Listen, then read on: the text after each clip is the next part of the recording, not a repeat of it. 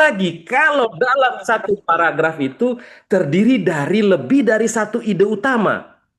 Saya kerap menemukan satu paragraf ada yang tembak 300 kata, ada yang 250, pernah ada yang tembak 400 kata. Bayangkan betapa pusingnya yang baca. Ini belum memahami ya, baru mau baca sudah pusing. Jadi teman-teman punya gambaran yang kedua ya, bahwa paragraf itu sebaiknya ada batasannya. Batasannya berapa? Silahkan nanti teman-teman bisa melihat-lihat dari contoh tulisan-tulisan di mana saja ya. Jadi biasanya tulisan-tulisan di koran atau kemudian di jurnal itu biasanya ada batasannya. Ya, itu yang kedua. Yang ketiga, saya mau kasih gambaran. Coba kita lihat esai. Ini opini itu bentuknya biasanya esai, tapi dari koran Kompas. Ya, teman-teman, apa yang akan kita pelajari? Saya beri contoh ya. Kita akan lihat langsung dari contoh koran Kompas yang mudah-mudahan nanti teman-teman punya bayangan. Oke, apakah sudah kelihatan? Sudah. Oke, ada yang boleh tebak judulnya apa?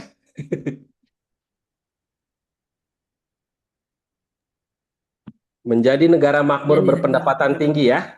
Oke, pertanyaan saya kita tidak usah baca, tapi ini saya langsung pertanyaan saja. Teman-teman, kalau lihat sekilas ini, tidak usah dibaca. Kira-kira ingin tahu bagian sini bicara apa? Ada yang bisa tebak nggak? Langsung tahu ini bicara apa?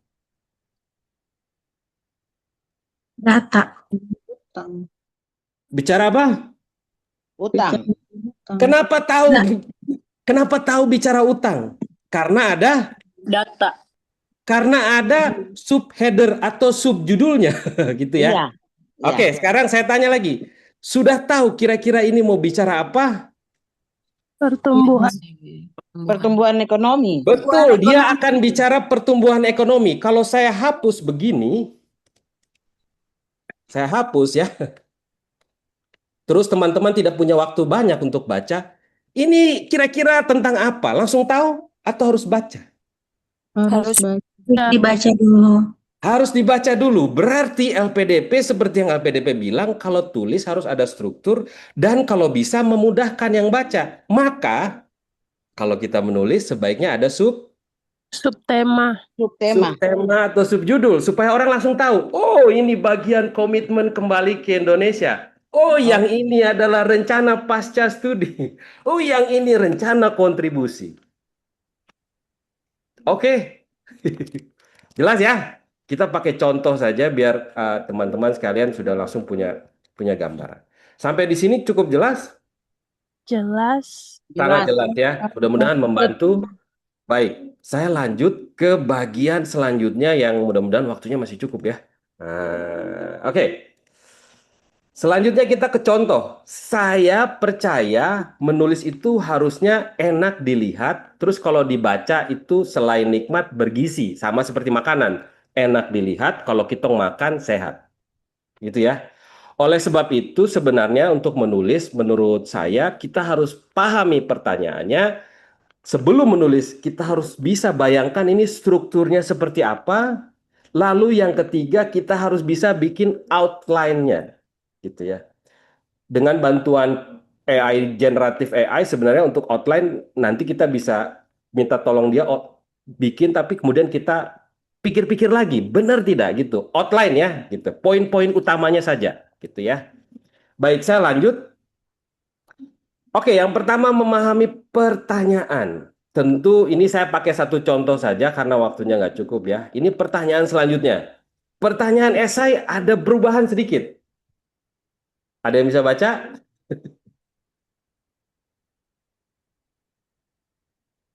Menulis komitmen kembali ke Indonesia, rencana pasca studi, dan rencana kontribusi di Indonesia, disertai bentuk pengabdian di industri tertentu sesuai dengan program studi tujuan.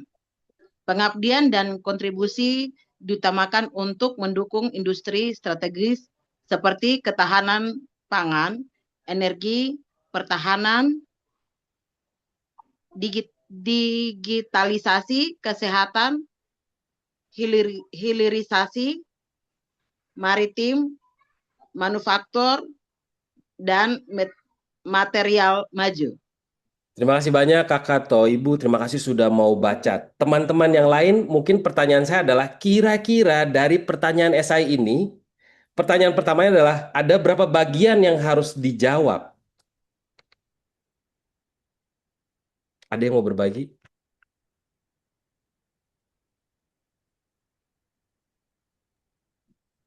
Empat bagian, Kak.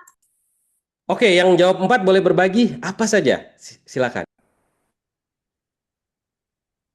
Di antara empat itu yang pertama adalah komitmen kembali ke Indonesia, yang kedua rencana pasca studi, yang ketiga rencana kontribusi Indonesia, dan yang keempat adalah bentuk pengabdian di industri tertentu. Baik, ada lagi yang lain teman-teman?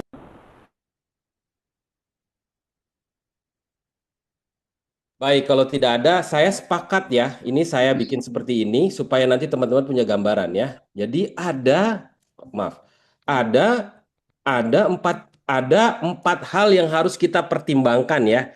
Pertama, esai adalah harus menjawab pertanyaan. Jadi kalau pertanyaan esainya apa, maka menulis esai adalah menjawab pertanyaan esai. Gitu ya.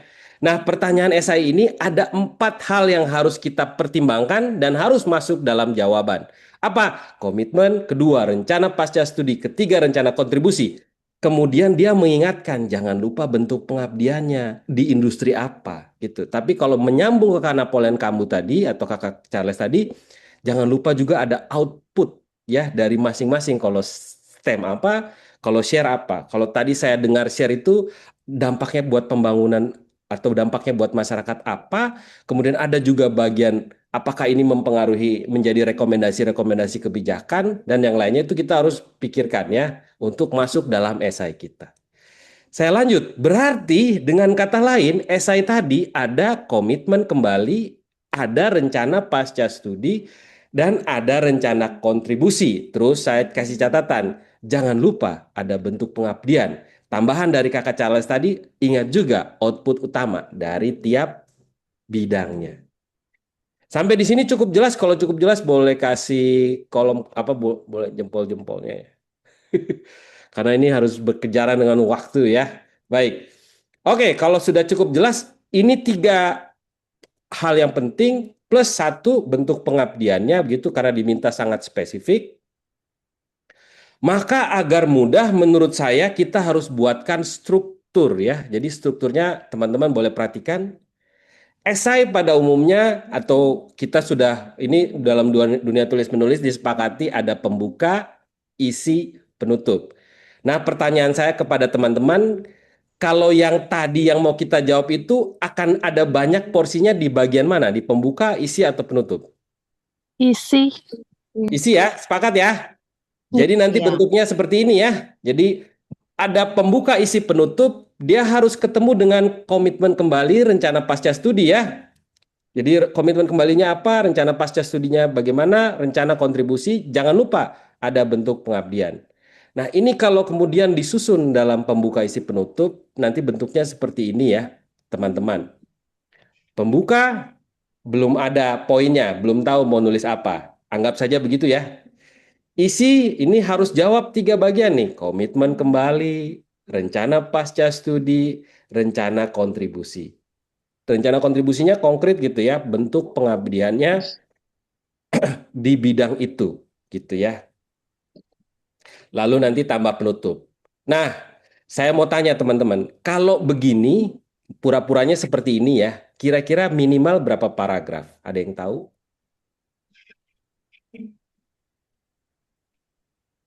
Ada? 2 paragrafnya cukup. Oke, saya ulang ya. Ada paragraf pembuka, diisi ada 3 bagian, dan di bagian akhir ada paragraf penutup. Kira-kira berapa paragraf? Minimal. 5 Lima. paragraf. 5. Baik, 5. saya ulang ya, teman-teman. Paragraf adalah kalimat yang terhubung dengan satu ide utama, begitu ya. Jadi di sini minimal ada 4 paragraf karena 1 paragraf pembuka, 2 paragraf isi yang ada 3 bagian gitu ya. Jadi 3 tambah 1 sudah 4. terus satu paragraf penutup, sudah ada 5 minimal. Karena nanti bisa jadi komitmen kembali 2 paragraf, bisa jadi rencana pasca studi lebih dari 1 paragraf. Tapi minimal ada 5. Sampai di sini saja, sampai di sini dulu punya gambaran maksudnya? Oke, siap. Kalau begitu kita lanjut ya. Nah, kalau sudah kita susun begini, kita kemudian bikin struktur selanjutnya yang namanya outline. Ini gampangnya adalah outline ya yang saya tulis, jelaskan alasan yang kuat dan meyakinkan mengapa setelah menyelesaikan studi kita akan kembali. Itu maksudnya outline atau poinnya. Oh, saya mau cerita alasannya apa ya gitu. Sampai di sini cukup jelas teman-teman? Benar-benar cukup jelas. Jadi saya kasih contoh satu saja ya karena waktunya tidak banyak. Saya beri contoh, kalau komitmen kembali saya tulis 500 kata. Rencana pasca studi saya tulis 500 kata. Rencana kontribusi saya tulis 500 kata. Berarti minimal berapa banyak kata dalam tulisan saya? Kalau dipelan-pelan 1.500 sampai 2.000. 1.500 ya, 500, 500, 500 ya, 1.500. Kalau tambah pembuka dan penutup kita tambah lagi kata-kata maka lebih dari 1.500. Mudah-mudahan teman-teman punya gambaran maksudnya ya. Jadi kemudian kita batasi dengan jumlah kata. Begitu ya. Jumlah kata terhubung dengan outline-nya. Outline-nya ada berapa, mau cerita apa. Baik. Saya lanjut saja biar teman-teman nanti lebih banyak di diskusi. Saya mau tanya juga, karena LPDP ada semacam penekanan pada kontribusi. Maka pertanyaan saya, kalau begitu paragraf kita tuh wajib ada apa atau sebaiknya ada apa? Ada yang mau berbagi?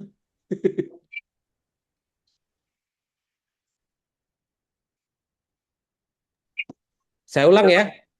Ya, silakan. Ada isi penutup. Oke, saya ulang ya. Karena LPDP itu kan bicara banyak tentang kontribusi ya. Jadi dia pertanyaan esainya saja adalah apa kontribusi kita ya. Bagian terakhir kan kontribusi. Terus di personal statement juga ada cerita tentang kontribusi. Maka pertanyaan saya, kalau kita nanti menulis esai, bangunan paragraf kita tuh atau di cerita kita tuh wajib ada apa? Ada apanya gitu maksudnya. Apakah sekedar pengetahuan atau wajib ada rekam jejak pengabdian kita, rekam jejak pengalaman kita di bidang itu. Menurut teman-teman yang mana? Rekam jejak kakak. Yang kedua. Rekam kerja, pengabdian kita juga semua Betul ya. masuk.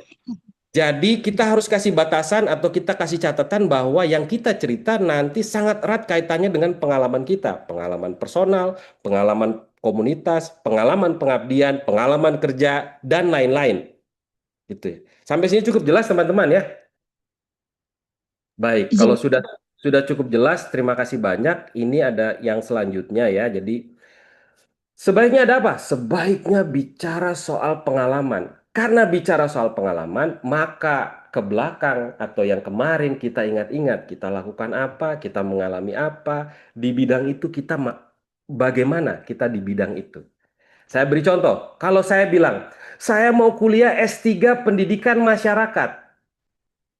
Pendidikan masyarakat itu pendidikan di luar sekolah. Maka menurut teman-teman, saya wajib punya pengalaman apa?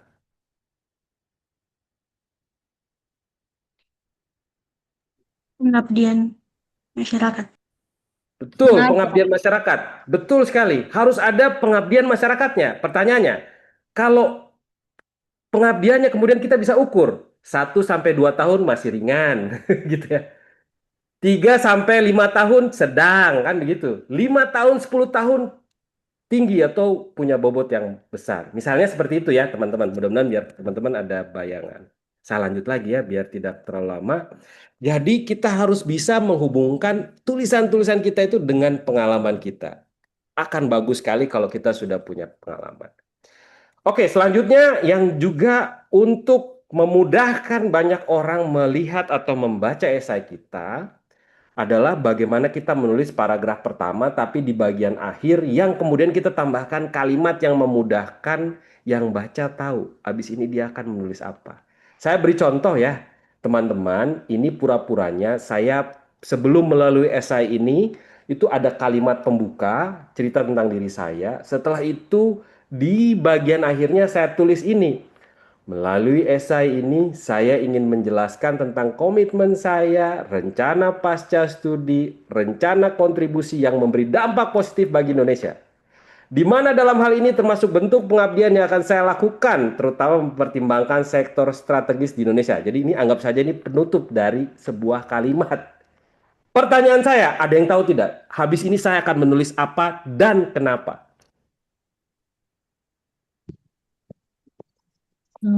Komitmen. Baik, terima kasih banyak yang jawab komitmen. Kenapa jawabannya komitmen? Karena sudah dijelaskan di kalimat tersebut, selanjutnya Bapak akan menjelaskan mengenai komitmen terlebih dahulu, kemudian baru masuk ke rencana pasca studi, dan terakhir akan menjelaskan mengenai kontribusi yang berdampak positif, termasuk di Baik, dalam untuk pengabdian. baik, terima kasih banyak Kak. Jadi betul sekali saya akan menulis komitmen karena saya sudah kasih tahu. Nah, menulis itu mengajarkan kita berpikir sistematis. Karena komitmennya ada dulu, maka komitmen dulu yang dijelaskan. Habis komitmen, rencana pasca studi. Habis rencana pasca studi, baru rencana kontribusi. Kadang bisa kita masukkan pengabdian kita di rencana kontribusi. Itu caranya ya. Terus pertanyaan saya selanjutnya, bagaimana caranya supaya orang gampang tahu bahwa oh ini cerita komitmen? Pakai subjudul tadi, Oke, pakai subjudul, komitmen saya, misalnya begitu. Setelah pakai subjudul, misalnya kalau teman-teman tidak mau pakai subjudul, itu Kadayu itu tipu-tipu aja pakai subjudul, tidak tidak keren. Tidak mau pakai subjudul, apa yang harus kita lakukan? bold, Ya, atau mungkin kalimatnya di bold atau dijelaskan di awal kalimat sebagai kalimat pembuka. baik. Teman-teman, saya kasih tips ya, gunakan kata kunci. Komitmen kembali ke Indonesia, kata kuncinya apa?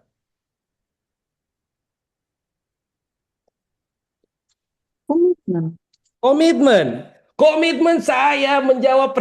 Orang tahu, oh ini bagian komitmen. Gampang ya? Oke, kalau orang tahu, tong tidak ada ini subjudul ya, tapi orang tahu oh ini bagian ini adalah rencana pasca studi. Kata kuncinya? Rencana pasca studi.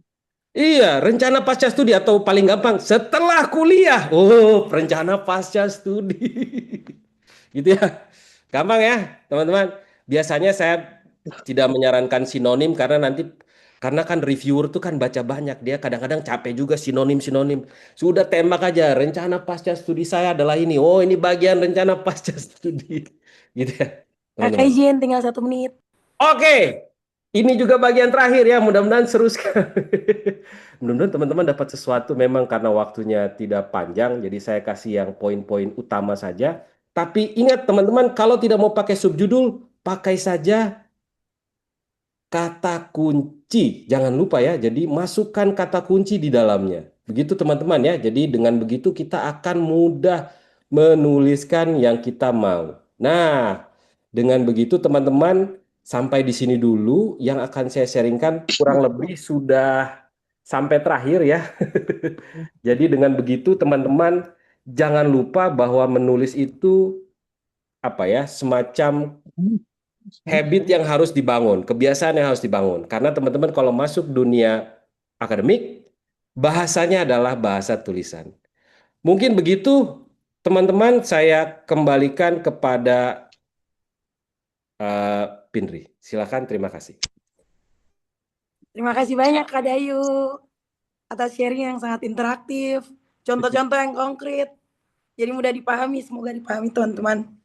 Selanjutnya kita akan masuk dalam sesi tanya jawab teman-teman. Mungkin yang mau bertanya bisa react, nanti saya pilihkan, baru tinggal kakak-kakak narasumber akan merespon.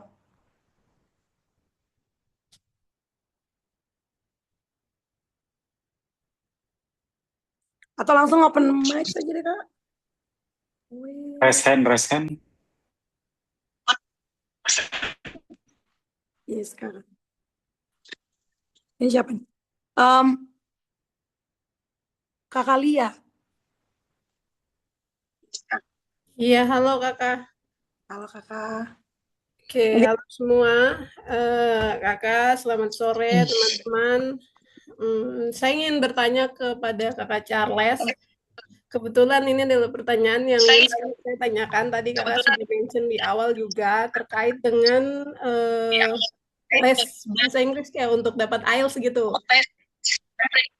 Nah, saya juga kan sedang persiapan untuk mulai start dengan IELTS, tapi tadi saya dengar bahwa nanti akan ada kayak pengayahan bahasa begitu ya, Kakak Charles. Itu kalau misal masuk tiba kayak dapat berkat masuk LPDP, berarti mereka akan convert semua termasuk dengan IELTS juga begitu toh Kakak. Nah, kira-kira untuk les IELTS itu butuh berapa bulan? Macam pengayahan bahasa sejauh ini yang Kakak Charles tahu itu butuh berapa lama gitu untuk akhirnya selesai. Kalau bisa dibagikan mungkin saya ingin tahu gitu. Gitu Kakak, terima kasih. Oke, sip. Makasih Lia pertanyaannya. Kalau nanti teman-teman dong, misalnya Lia nanti dinyatakan lulus LPDP, nanti akan ada option buat pilih mau ikut pengayahan bahasa atau tidak. Di situ, kalau saya sendiri waktu itu saya tidak ikut pengayahan bahasa karena faktor pekerjaan juga. Jadi saya waktu itu pilih saya IELTS semua sendiri, mandiri, belajar sendiri. Terus, jadi saya tidak ikut pengayaan. Mungkin Pindri atau teman-teman yang kebetulan Pindri ikut pengayaan bahasa tuh waktu durasinya berapa lama, apa saja yang dong dapat. oke Kak Jaka. Izin ya Kak Feb, nanti mungkin kalau mau ditambahkan kebetulan saya Kak Febri, Esther, sama Rista. Dan mungkin ada kakak-kakak yang lainnya. Kalau kita waktu itu dapatnya 6 bulan dan kita kayak kakak bilang kalau kita yang ngisi mau ikut baru dikasih formulir dari LPDP untuk ngisi step by step. Iya, jadi selama 6 bulan di cover dari uang makan, dikasih fasilitasi semuanya. Jadi siapin otak saja sama diri. Itu aja sih kakak. Mungkin dari Esther atau Rista, Kak Febri mau tambahkan sedikit. Aman, Kapin. Setuju. Iya, tambahan. Jadi kalau untuk pengayaan bahasa tuh ada yang durasinya 3 bulan dan ada yang durasinya kurang lebih 6 bulan. Dan itu ditentukan, kalau saya tidak salah, itu ditentukan oleh LPDP berdasarkan eh, hasil administrasi. Jadi mungkin ada yang memang dapatnya 3 bulan dan ada juga yang dapatnya 6 bulan. Kebetulan kami waktu itu dapat yang 6 bulan. Terima kasih.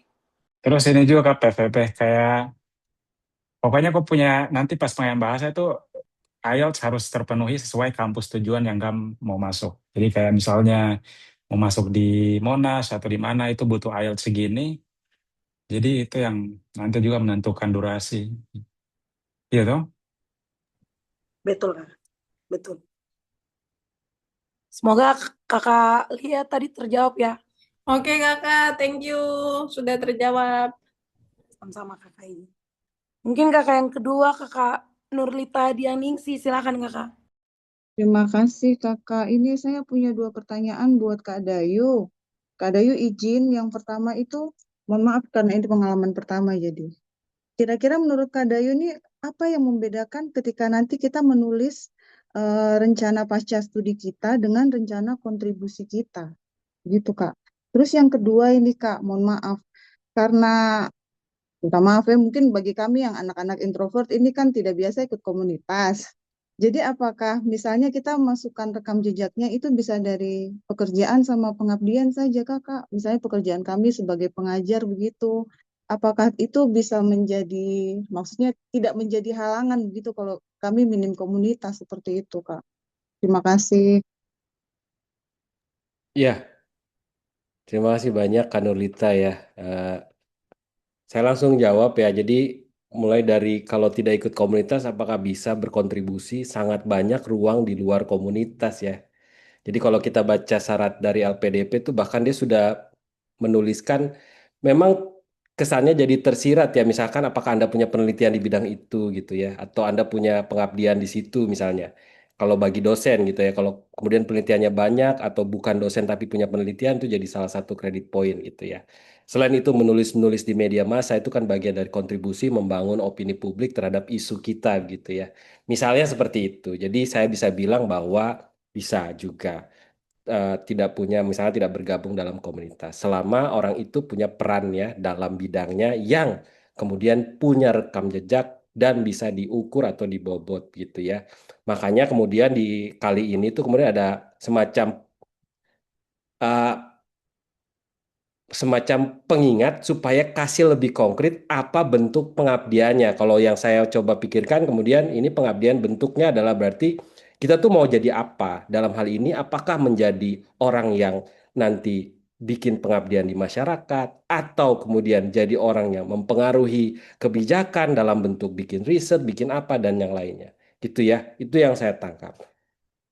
Nanti boleh diluruskan teman-teman lain karena pertanyaan yang sekarang ini agak sedikit ada penambahan gitu ya. Itu yang pertama. Yang kedua, rencana pasca studi dan rencana kontribusi seperti yang saya bilang tadi, rencana kontribusi nanti ada bentuk pengabdiannya. Karena dikaitkan dengan rencana industri strategis, maka harus bisa menyebutkan industri strategis apa ya yang dipengaruhi oleh kita sebagai bentuk dari kontribusi kita. Itu terkait kontribusi ya. Jadi nanti mau ngapain atau jadi apa, terus kemudian apa dampaknya atau hubungannya dengan industri strategis. Dan kalau bicara soal kontribusi, berarti kira-kira nanti mau bikin atau dampaknya seperti apa gitu. Dampak itu kan berarti kita bisa pakai ukuran atau bisa pakai sesuatu yang bisa kita ukur ya. Mau pakai ukuran kuantitatif boleh, ada kualitatifnya boleh, atau pakai pendekatan kerangka kerja SMART misalnya, tapi itu harus bisa diukur. Nah, orang akan melihat itu realistis atau tidak berdasarkan rekam jejak kita yang ada di CV itu. CV nyambung, nyambung nggak? Kalau tiba-tiba tidak ada dasarnya, maka akan dianggap tidak kuat. Jadi rencana pasca studi secara singkat adalah nanti kalau lulus mau ngapain gitu. Ngapain tuh mau di mana? Mau melakukan apa? Biar mudah ya. Terus kemudian yang kedua kontribusi dalam peran di bidang industri yang menyangkut industri strategis itu di bidang mananya gitu ya. Dan nanti kalau mau melakukan apa? Apakah bikin kebijakan? Apakah bikin apa? Pengabdian atau mau ngapain? Mungkin itu secara singkat ya. Mudah-mudahan terjawab. Semoga terjawab ya Kak. Terima kasih Kak Dayu. Kita pindah ke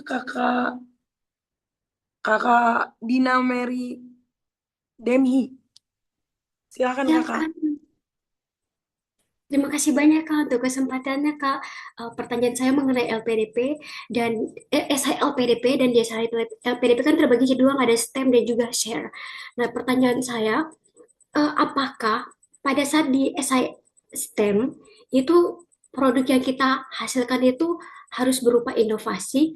Karena saya ada coba-coba baca, takutnya miskom, jadi mau konfirmasi di sini agar tidak salah menulis di SI LPDP. Katanya kalau di share itu ketika kita mau bikin kontribusi itu kontribusinya berupa kayak bisa komunitas atau membangun sebuah narasi sosial media yang bisa membangun lingkungan sekitar misalnya. Nah, kalau di STEM itu kayak buat sebuah produk, contohnya misalnya saya ambil jurusan di S2 lingkungan. Nah, di lingkungan itu bangun sebuah inovasi drone untuk pengangkut sampah atau alat-alat lainnya untuk air bersih. Nah, itu yang mau pastikan apakah seperti itu atau bagaimana untuk kontribusi di bagian inovasi di SHLPDP yang mau ditulis, Kak. Silakan mungkin dari Kakak Caka atau Kak Dayu. Silakan Kakak. Ya, mungkin saya dulu ya. Jadi esai itu yang pertama adalah kita harus tahu pertanyaannya seperti apa, terus kita perlu maknai. Nah, kalau memaknainya, ini tentu saja kalau menurut saya ya, kita harus bisa menjelaskan kepada mereka sesuatu yang kemudian kita bisa ukur ya. Misalnya tadi kan mau bikin produk uh, semacam apa drone ya, drone di isu tadi itu ya. Nah, pertanyaannya mungkin apakah boleh menulis itu? Boleh, tapi yang jadi pertanyaan bukan itu. Apakah yang pertama ya, pertanyaan pertama adalah apakah Dina ini punya pengalaman sebelumnya di isu itu yang terkait mungkin pakai drone kah, pakai teknologi kah, yang nyambung dengan isu itu. Itu yang harus dijawab. Sehingga nanti kemudian yang kedua, apakah kalau melakukan itu bisa nyambung dengan pengalamannya Dina? Ini menurut saya ya. Jadi di situ. Terus kita perlu bikin ukuran dari pertanyaan esai. Misalkan ini harus ada inovasi. Inovasinya sebelah mana ya? Oh, drone ini jadi inovasi misalnya. Berarti sudah masuk satu checklist. Checklist kedua, apakah ada hubungannya dengan pengalaman kita? Maka kita harus kasih masuk pengalaman kita yang relevan waktu dulu terkait terkait bikin produk itu misalnya. Dulu pernah bikin produk seperti ini tapi beda sedikit misalnya gitu. Yang ini pengembangannya, oh berarti masih nyambung, ada dasarnya. Mudah-mudahan seperti itu, Dina, mudah-mudahan terjawab ya. Kak Dina, semoga terjawab. Terima kasih Kak Dayu. Terima kasih, Kak. Eh, Kak Cleopatra, Caroline Yarangga, silakan Kakak. Baik, terima kasih Kak Findri dan selamat sore buat kakak-kakak. Mungkin saya izin bertanya terkhusus untuk Kak Charles tentang administrasi persiapan. Kak, jadi kan saya punya background itu international relation toh. Terus saya juga belum konteksnya masih belum punya LOA sama sekali. Nah, dan terus saya juga udah cek dia punya kayak pilihan jurusan sama universitas dan itu tuh saya pengen tetap satu satu jalur dengan saya punya pendidikan sebelumnya. Nah, boleh nggak sih kalau kita pilih universitas atau jurusan di luar dengan ketentuan dari Universitas LPDP itu sendiri? Terima kasih, Kak. Kalau kalau dari buku panduan ya sekarang itu untuk pilih jurusan di luar list itu kayaknya tidak memungkinkan deh, yang untuk yang sekarang ini.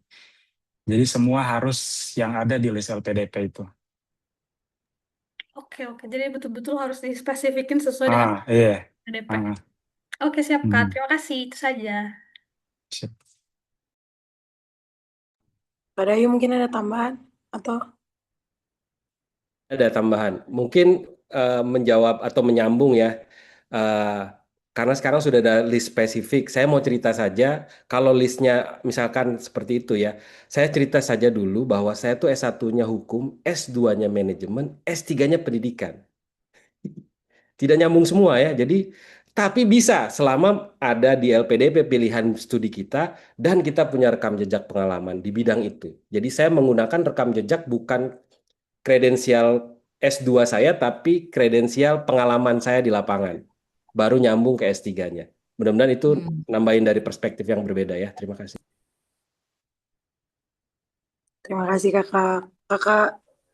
Kakak Yarangga, lupa ngomong lagi. Semoga terjawab ya Kak, izin. Iya, terima kasih banyak Kakak. Kakak Terinus Wenda, silakan Kakak.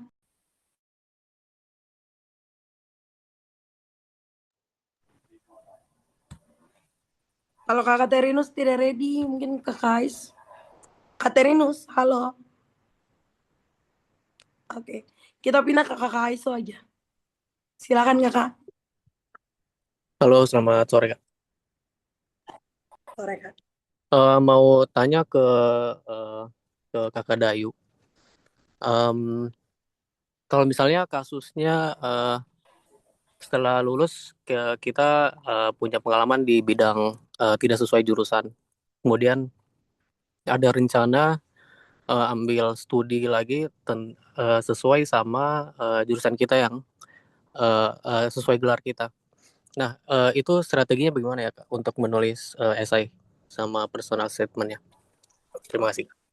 Baik, terima kasih banyak Kak Aiso ya. Jadi sekali lagi teman-teman, sebenarnya kalau ini sangat personal ya. Yang perlu kita sadari adalah menulis esai itu sebenarnya menuangkan pengalaman kita dihubungkan dengan jurusan studi kita, dihubungkan dengan rencana kita ke depan. Jadi dia kayak sesuatu benang merah ya. Nyambung, nyambung, nyambung, nyambung, nyambung. Gitu. Artinya apa? Artinya kalau misalnya kita punya gelar A, tapi belum ada pengalaman di A, maka kalau saya boleh saran, daftar tidak apa-apa. Nanti sambil mulai dari sekarang pengalaman di bagian yang sesuai dengan jurusan kita yang kita tambahkan. supaya nanti bisa menjelaskan atau menghubungkan dengan kenapa kita harus ada di bidang itu atau kenapa kita harus ada di jurusan itu. Karena dia LPDP ini kalau saya lihat-lihat ya sangat erat dengan keselarasan antara pengalaman kita sebenarnya, pengalaman kontribusi kita dengan nanti ketemu masalah kan, nanti kemudian mau ngapain, belajar apa mau ngapain, itu nyambung semua. Jadi kalau saya saran mulai dari sekarang tolong diperbanyak atau tolong mulai dari sekarang pengalaman di isu itu harus ada yang sesuai dengan gelar S1-nya atau S2-nya. Karena dia harus ada. Itu mungkin jawabannya. Terima kasih. Terima kasih Kak Dayu. Kak Aiso semoga terjawab ya. Baik, terima kasih Kak Dik. Terima kasih. Pertanyaan selanjutnya mungkin Kak Kinan. Silakan Kak. Halo Kak, makasih Kak atas waktunya. Eh, yang pertama mau tanya ke Kak Charles terkait administrasi Kak. Di situ kan di administrasi LPDP itu ada pengalaman riset sama ada pengalaman terkait jurnal. Nah, kalau yang diisi ini bagaimana Kak? Kalau misal saya sudah melakukan riset dan saya sudah mempublikasikan riset tersebut ke dalam jurnal, apakah satu jurnal ini saya juga tulis ke dalam pengalaman riset atau bagaimana Kak? Mungkin Terus kalau ini saya kasih ke Mas Dayu tes yang pengalaman apa untuk yang dokter ya, PhD ya. Boleh diulang Kak Kinan? Terima kasih banyak Charles. Boleh diulang pertanyaannya? ini Kak, kan di administrasi LPDP itu di yang bagian tahapan nomor 5 atau lainnya itu kan ada di pengalaman riset sama karya seperti buku, jurnal, atau makalah. Nah, seperti kalau misal saya sudah melakukan riset dan riset ini sudah saya terbitkan ke dalam jurnal, maka satu karya ini saya tuliskan dalam pengalaman riset dan karya tulis jurnal atau pilih salah satu di jurnal saja. Baik. Jawabannya pilih salah satu. Karena kalau dua kan sebenarnya cuma satu. Benar ya? Iya, sama ini Kak. Sama saya tuh mau tanya, saya pilih ke STEM karena saya di bagian kesehatan. Kemudian, tapi untuk saya aktif melakukan penelitian di luar tugas saya karena saya bukan dosen. Tapi saya juga bekerja di universitas, which is untuk mendorong akademik saya. Nah, ini yang harus saya menjadikan poin utama di personal statement itu saya sebagai apa Kak? Karena saya mengemban 3 profesi sekaligus. Baik. Terima kasih banyak. Pertanyaannya menarik. Misalnya tiga profesi ya. Ada banyak orang yang satu orang tapi profesinya banyak. Nah, saya selalu menyarankan seperti menulis CV. CV itu kalau misalkan saya kasih contoh ya. Kalau saya punya pengalaman kerja 30 tahun, apakah CV saya sepanjang 30 halaman? Tidak. Kan tidak ya, tetap 1-2 halaman kan. Artinya ada proses seleksi. Kalau saya punya 3 peran, apakah 3 peran itu nyambung atau ada peran yang sangat menonjol dengan studi saya? Jadi kita yang akan memilih gitu ya, Kak Kinan. Mudah-mudahan terjawab ya. Jadi 3 peran itu mana yang nyambung dengan studinya? Itu yang diceritakan. Kalau tiga-tiganya nyambung, boleh diceritakan ketiganya. Tapi pasti ada yang tidak diceritakan lebih detail, tapi ada peran yang lebih detail dibanding yang lainnya. Mudah-mudahan terjawab. Sama satu lagi boleh tidak Kak? Boleh ke Pindri panitia. Makasih Kak. Boleh. Ini Kak, minimal pengabdian apakah Sabtu pengabdian itu sudah bisa kita jadikan personal statement atau seperti apa Kak? Nah, ini pertanyaan ke saya ke Caka ini. Ke para narasumber Oke. mungkin Kak. Mungkin Kakak Charles dulu, nanti habis itu saya tambahkan. Gimana? Sorry kan pertanyaannya? Minimal pengabdian yang dilakukan untuk mendukung personal statement kita Kak. Minimal pengabdian. Iya, pengabdian kepada masyarakat atau hal yang Kalau sudah kita role lakukan. Kalau role LPDP sendiri untuk pengabdian itu kan 2N+1. Jadi tidak ada minimal, jadi ikut ketentuan dari LPDP itu aja. Jadi setelah lulus balik ke Indonesia, balik mengabdi, entah itu mau langsung ke masyarakat atau mau eh, balik ke kerjaan yang lama dan sambil mengabdi, melakukan sesuatu buat masyarakat, itu tidak masalah. Intinya ketentuan dari LPDP, pengabdian buat Indonesia itu 2N+1. Ya, siap. Saya menyambung ke Kakak Caka ya. Jadi pengabdian itu betul ya. Nanti kalau sudah lulus harus pengabdian. Nanti kemudian sebelum baru mau daftar tidak ada syarat cara spesifik dari LPDP. Tapi saya boleh cerita ya. Misalkan kalau kita daftar chevening itu, seingat saya dia akan minta sudah berapa ratus jam di bidang itu, ada minimalnya, gitu ya. Cuman kalau di LPDP kayaknya tidak. Seingat saya chevening itu 200 jam sepertinya, 200 jam kerja di bidang itu. Bisa sifatnya voluntary, bisa profesional. Tapi di LPDP tidak mention sangat spesifik. Begitu, mudah-mudahan membantu. Oke, siap. Makasih banyak kakak-kakak panitia dan narasumber. Oke, Kak. Em, Kakak Rahel Marey, silakan Kakak. Halo kakak, terima kasih banyak untuk waktu dan kesempatannya. Ini saya mau tanya mungkin lebih ke apa namanya kakak Caka. Kan tadi di bagian administrasi tuh ada, eh, sorry, yang pertama ada dua pertanyaan. Yang pertama itu kalau misalnya jurusannya kita yang pertama itu berbeda dengan pilihan jurusan keduanya kita di LPDP tuh bolehkah tidak gitu? Macam contohnya saya jurusan yang pertama tuh saya ekonomi, tapi kalau yang kedua tuh saya lebih tertarik mungkin lebih ke bagian ilmu komunikasi itu bisa atau tidak gitu karena kan berbeda kan dari jurusan yang pertama sama jurusan yang kedua. Itu pertanyaan pertama sama pertanyaan kedua di apa ada tes potensi kognitif dan penalaran itu tuh sumber soalnya tuh sebenarnya kita bisa dapatkan tuh memang dari mana saja. Tetapi pertanyaannya saya tuh soal potensi kognitif dan penalaran tuh sebenarnya lebih kita tuh menjawab pertanyaannya tuh tentang apa? Apakah semacam tes UTBK zaman kita zaman apa kayak lulus SNBT zaman S1 begitu atau ada soal-soal khusus begitu yang memang hanya bisa dikeluarkan dari LPDP sendiri. Itu aja Kak, terima kasih. Hmm, Kalau untuk beda jurusan sih, eh, option itu kayaknya balik lagi semua mengarah kiblatnya ke Tong punya esai. Jadi kalau kok di esai fokusnya kemana? Kalau kamu tulis jurusan, karena nanti tim LPDP itu dong akan nilai kok punya esai yang paling penting, kok punya formulir, kok punya minat. Jadi kalau beda sekali juga, kok harus jelaskan di Kopo esai dan gunakan apa esai itu sebaik mungkin karena di situ kok jelaskan kok punya tujuan studi dan eh, kalau memungkinkan buat jelaskan dua tujuan dua jurusan itu ya lebih bagus lagi.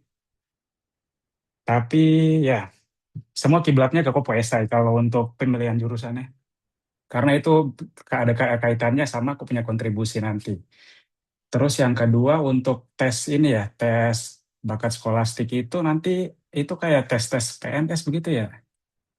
Kayak tes-tes pakai aplikasi yang LPDP sediakan, nanti semua dong akan kasih buku paduan dan segala macam. Saya boleh tambahkan? Oh iya. Baik. Eh, tapi sebelum itu Rahel nih apa hubungan sama Dian ya? Karena saya pernah punya teman namanya Dian, mirip-mirip wajahnya. Oke, yang pertama terkait yang tadi ya, itu betul sekali hubungannya dengan esai. Tapi sebenarnya kalau kita pikir-pikir lagi, esai itu kan berangkat dari sudah mikir, saya mau di jurusan apa? Gitu ya. Jadi saya saran sebaiknya satu saja. Karena nanti esainya akan bingung itu. Semakin dalam detail akan semakin bagus. Kalau bercabang dua jadi susah. Ekonomi dan ilmu komunikasi itu jauh sekali ya. Agak jauh, bukan agak jauh, jauh sekali ya. Itu yang pertama. Yang kedua, bagaimana mengetahui TPS, tes bakat skolastik? Ikut saja tuh kayak Terang AI yang kerjasama dengan Mata Garuda Papua, itu mereka punya semacam aplikasi untuk tes seolah-olah seperti tes LPDP. Jadi nanti punya gambaran, Ray. Tidak usah susah-susah ya. Oke, terima kasih. Terima kasih para narasumber. Kapin, terima kasih. Terima kasih. Kakak Mesak, silakan Kakak. Dan satu pertanyaan terakhir dari Kakak Ika Murid nanti. Siap, Silakan Kak. siap izin. Eh, Terkait dengan apa penjelasan saya di sini menanggapi materi yang tadi sudah disampaikan. Izin kalau misalnya pengalaman kerja dengan apa di masalah yang mendasar di lingkungan sosial, terus kemudian kita menganalisis dan kita apa namanya, kita lebih cenderung untuk linear ke kita punya studi S1. Kemudian di sini karena saya melihat bahwa untuk khusus di bidang pendidikan, khusus di perguruan tinggi seperti dosen dan lain-lain, itu masih kurang. Jadi saya tertarik untuk kembali ke bidang S1 saya, dan untuk mengabdi sebagai dosen begitu. Itu nanti target kita, nanti kata kunci kita menggunakan kata kunci yang ada di penjelasan yang tadi sudah disampaikan, itu nanti seperti mana. Baik, terima kasih. Oke, baik. Terima kasih banyak. Mungkin saya bantu jawab ya. Ya, kalau sebenarnya kalau misalkan yang pertama adalah kalau kita punya pengalaman, kita akan lebih mudah menjelaskannya karena berdasarkan apa yang kita alami. Itu yang pertama ya, teman-teman ya. Jadi bukan berdasarkan pengetahuan. Karena kalau pengetahuan maka semua orang bisa, tapi kalau pengalaman itu yang membedakan kita. Itu bagian pertama. Yang kedua, sebenarnya kalau saya punya aspirasi menjadi dosen, kalau menurut saya, maka kalau mau jadi dosen, paling mudah adalah kita punya kerangka pengalaman yang ada tiga bagian. Apakah punya kerangka pengabdian masyarakat, apakah punya pengalaman mengajar, dan apakah punya pengalaman menulis. Dalam hal ini kalau sampai penelitian bagus. Kalau menulis-menulis saja juga boleh, misalkan diterbitkan di mana, atau ada opini dan yang lainnya. Karena itu adalah bagian dari pengalaman atau bagian dari model orang, oh ini dosen sekali begitu. Itu yang akan membuat orang jadi lebih mudah menerima esai kita atau percaya dengan esai kita. Mungkin saran saya seperti itu. Terima kasih. Kakak ada tambahan? Oke, sip. Terima kasih Kakak. Kakak Ika Murib, silakan.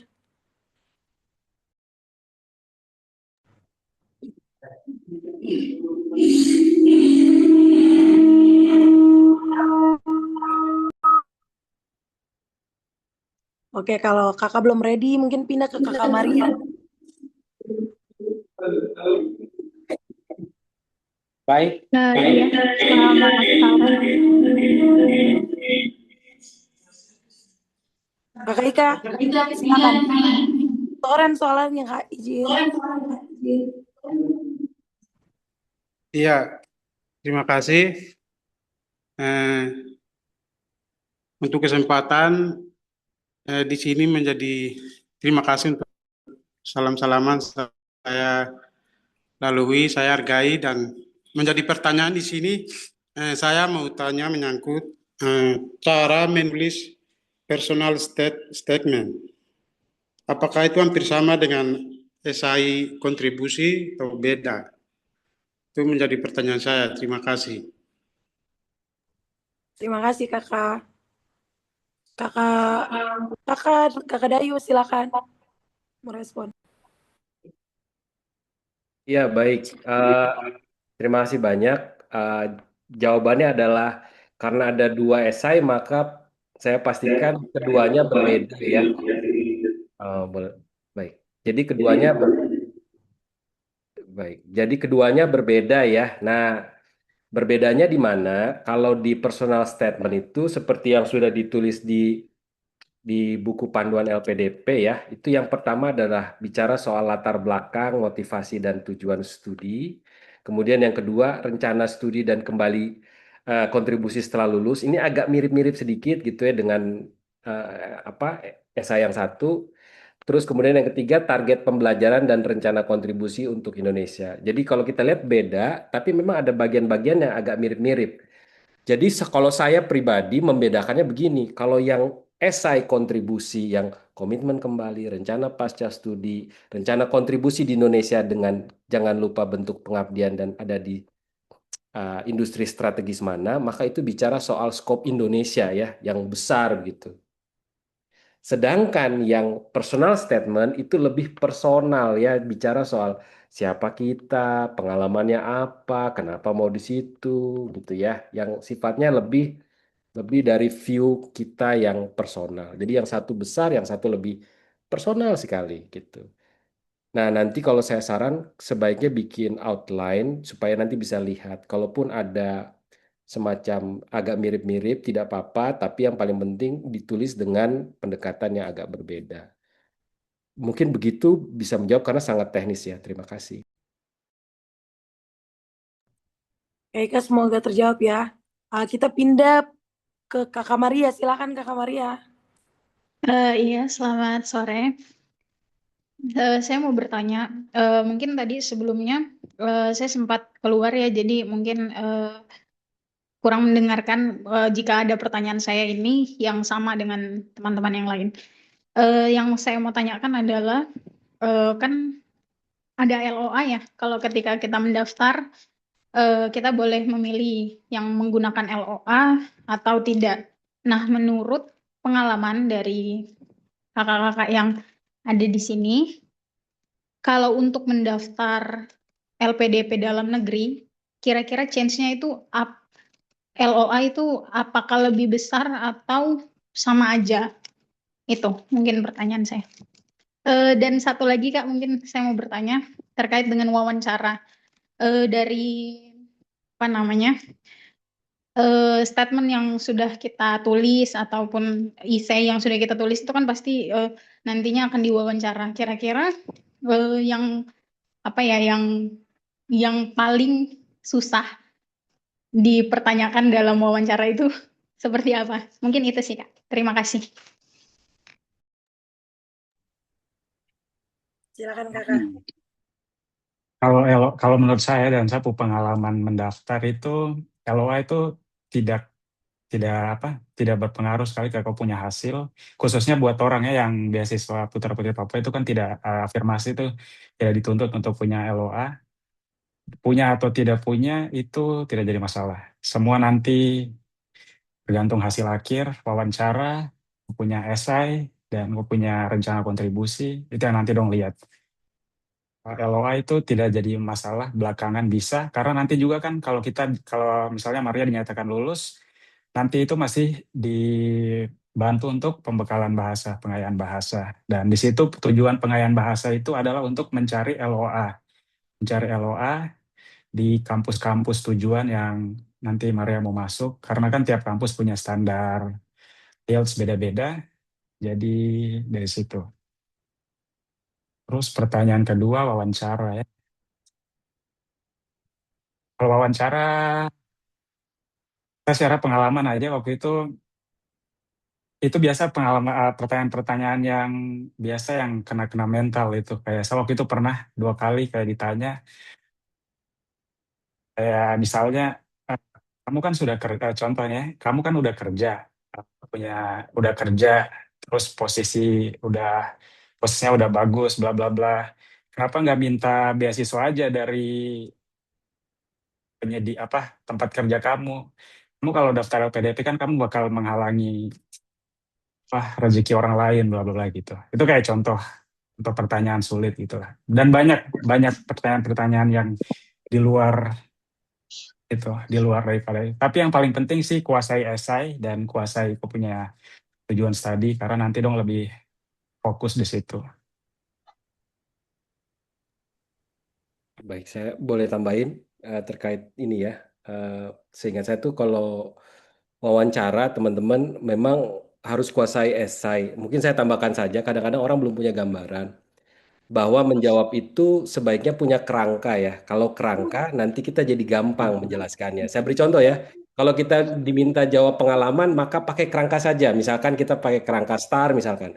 Situasi apa, tantangannya apa yang harus dilakukan. Misalnya seperti itu ya. Atau misalkan pakai yang point, example, explanation atau explore gitu ya. Jadi kalau kita punya kerangka dan kita kuasai esai mudah jawabnya.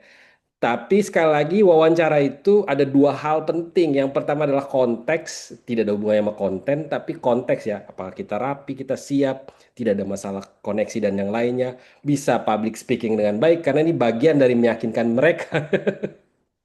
Dan yang kedua atau yang paling utama sebenarnya adalah konten. Jadi harus kuasai betul saya yang tadi Kakak Caka bilang. Mungkin begitu, terima kasih.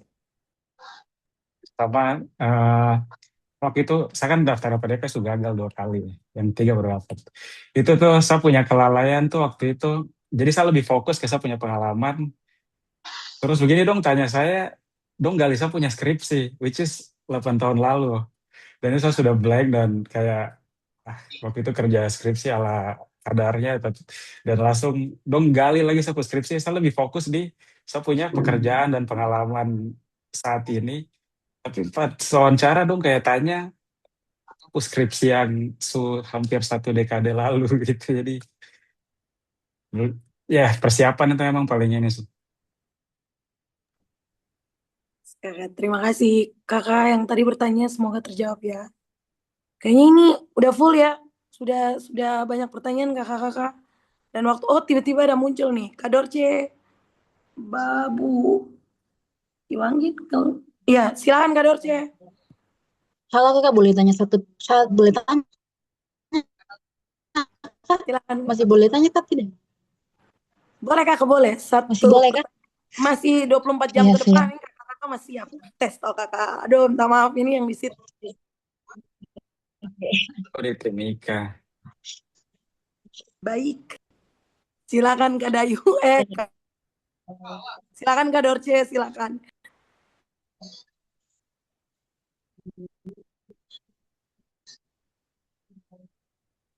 Halo Kak Dorce.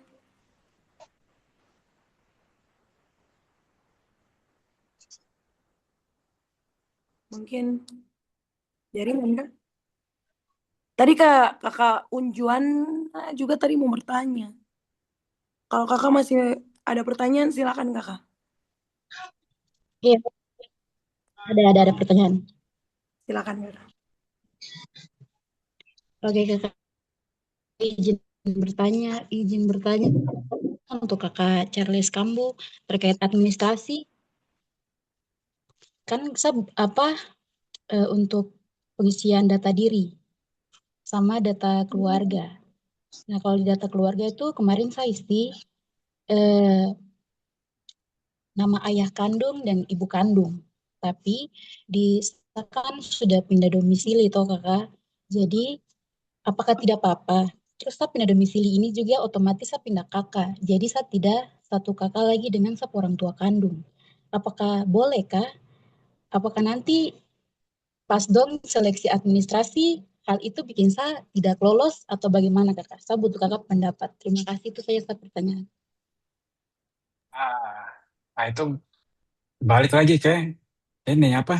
Karena ada itu surat pernyataan dari orang tua ya. Itu bisa pakai itu.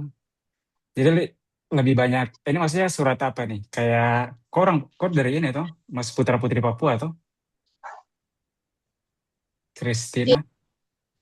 Oh iya, surat pernyataan dari orang tua tidak masalah kayaknya. Surat pernyataan dari orang tua, dari lurah. Lebih banyak surat, lebih main aman saja. Jadi surat apa yang kau bisa buat? Kayak surat dari lurah, surat dari orang tua bisa, kepala suku bisa. Itu lebih baik lagi, lebih kuat kau punya senjata itulah buat administrasi. Oh, surat pertanyaan. Surat pernyataan. Pernyataan dari orang tua. Maksudnya surat keterangan gitu. Iya, kayak case-nya kayak gimana ya? Saya kayak kalau menurut saya sih kayak yang menjelaskan kok anak mereka atau kok asli Papua gitu.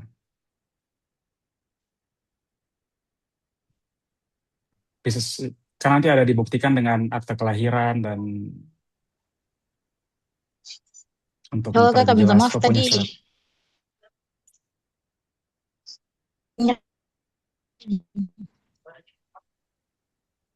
Kakak izin ini kakak jaringan kayaknya kurang baik, jadi kita tidak terlalu dengar.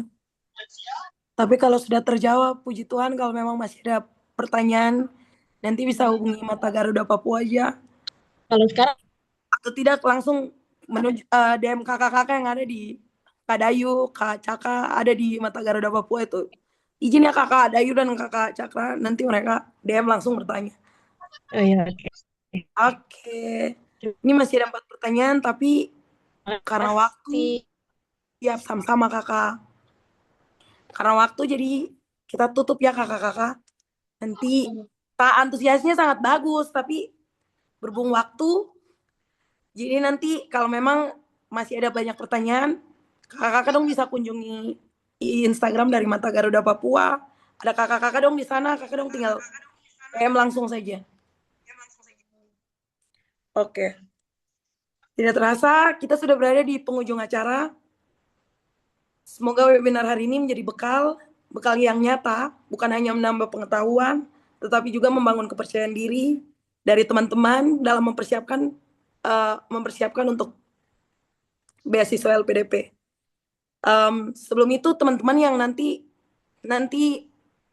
berminat untuk mendaftar tapi masih kebingungan, kayak yang tadi saya bilang, selain itu juga ada mentoring dari kakak-kakak award LPDP, kakak-kakak alumni. Nah, nanti info detailnya kakak Esther Warikar akan membagikan informasi terkait mentoring dari tahap pertama sampai tahap terakhir, tahap ketiga. Silakan Kak Esther.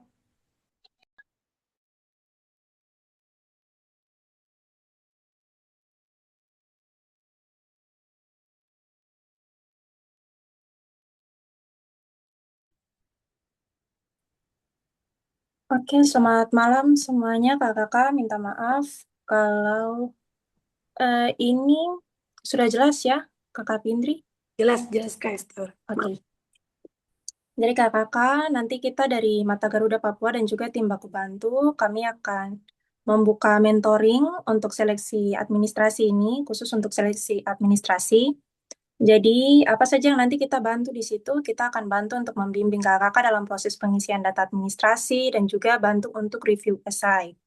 Nah, untuk bimbing pengisian data ini, kita bukan, kalau kita terlalu bantu itu terlalu, ya kakak-kakak tahu lah gimana. Jadi, makna dari, maksudnya kita bilang membimbing di sini, kalau kakak-kakak mungkin ada bingung, seperti ini kayak personal statement itu akan bahas apa di dalam, lalu bahas kelebihan kekurangan itu seperti apa di formnya mungkin, dan bingung baiknya jawab seperti apa, bisa nanti didiskusikan dengan mentor dalam sesi mentoring ini, seperti itu.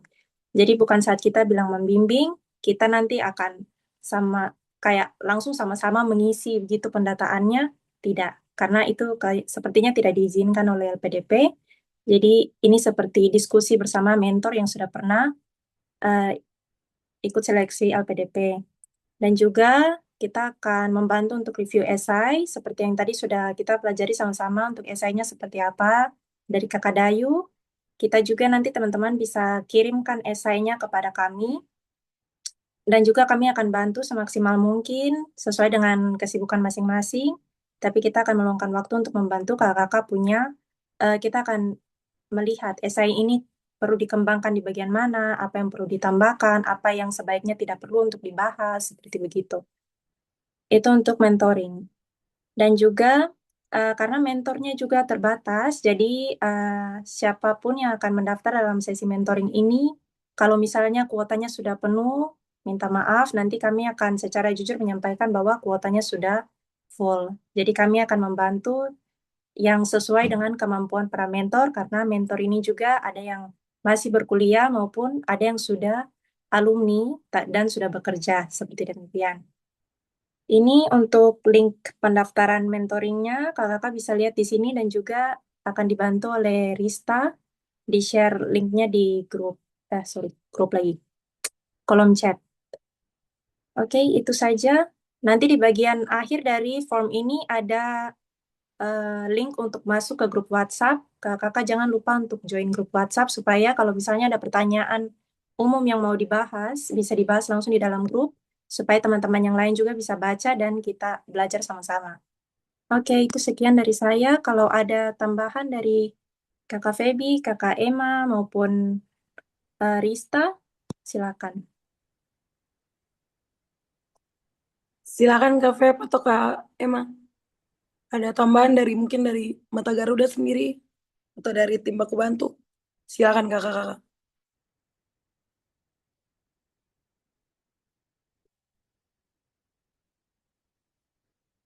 Oke. Mungkin dari ini ya, dari Mata Garuda sama tim Baku Bantu ini, nanti kita next ada webinar lagi, teman-teman. Jadi webinar kami itu nanti di minggu depan, khususnya itu pembicaranya kita datangkan dari LPDP.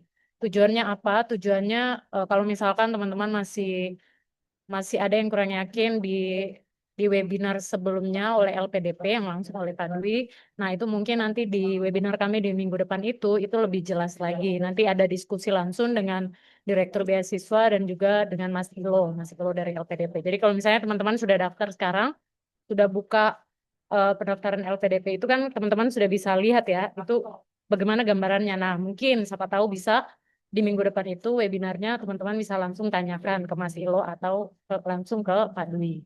Mungkin itu saja dari saya. Saya kembalikan ke Pintri dan Esther.